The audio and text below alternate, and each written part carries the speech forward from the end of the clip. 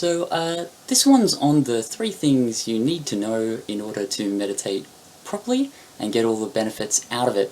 Now, people have been asking me to make this video for a very long time, and I always said, no, I can't do that until Neuroscience gets on board and rebrands it something like Mindfulness or something that's going to bring some funding in, and only then would I consider it. Of course, really I just lost track and never got back to it.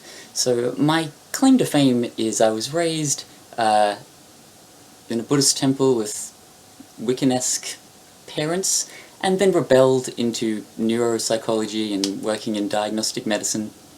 And so that's kind of the take. Now I try to do these all in under 3 minutes, and because time's burning, we'll just move straight on. So number 1, dropping to silence.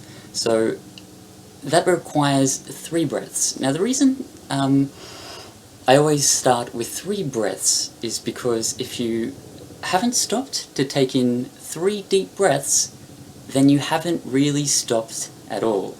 And that's kind of the key. So taking the deep breaths in and relaxing your muscles. Now, after that, you don't have to focus on your breathing. You don't have to worry about anything else. Just once you start and try and quiet your mind. Now I always say drop the world or drop to silence, because under death nothing matters. So whatever's going on now, you can drop it. Things are never really a problem in this moment, and most things can be forgiven, and you can just immediately start again, and people may not sound like it, but they'll roll with it. At the extremes, even if you were dying, in that moment, why not try and die relaxed? Really, I mean, the emergency things your systems will activate and you'll take care of.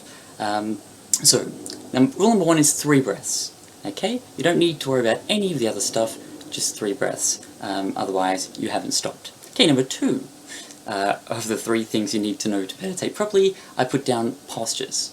Now, meditative postures and the hand signs, whatever it is that you use, whichever it is that you're most familiar with, the straight back, eyes closed or open, the 3 breaths, they're only important for almost cognitive restructuring reasons. I mean, there are many different styles, of course, and there are the walking meditations and a whole range of other things that kind of go with the world once you understand what is meant by oneness, what is probably actually going on, which I think you can reach through introspection. But the truth is, one is conditioning, like the classical and Pavlovian. If you do this every time you are relaxing, whenever you make this hand sign, whenever you take the 3 deep breaths and relax your muscles, your body knows it's time to quiet and release the right transmitters for that, and the endorphins, the enkephalins, and to put you into that space. The more you do it, if you use the same postures every time, the more it will be reinforced, and then it becomes a tool you can use. Okay? The other reason is the restructuring one.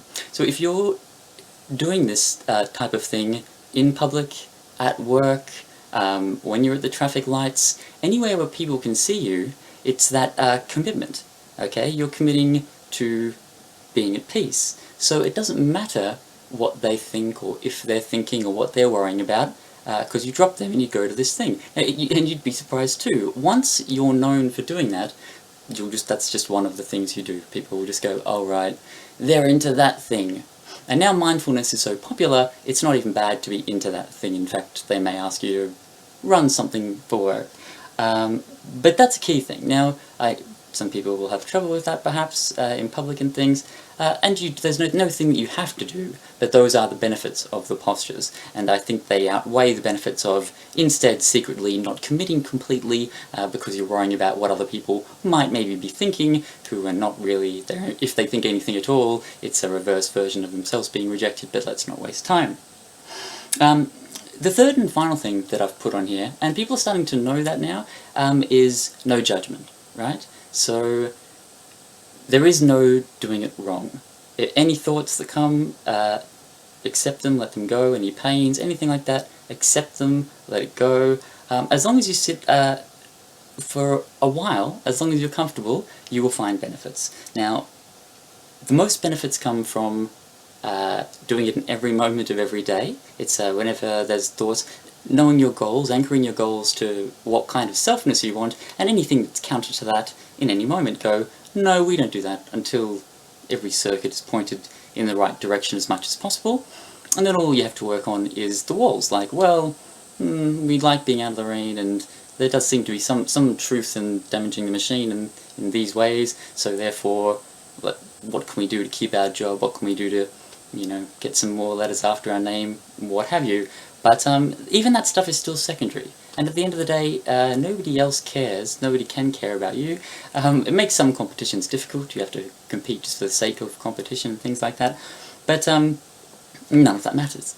None of that matters. So those are the three key things. So one more time, it's 3 breaths, or you haven't really stopped, to drop to silence, okay, and let the world go.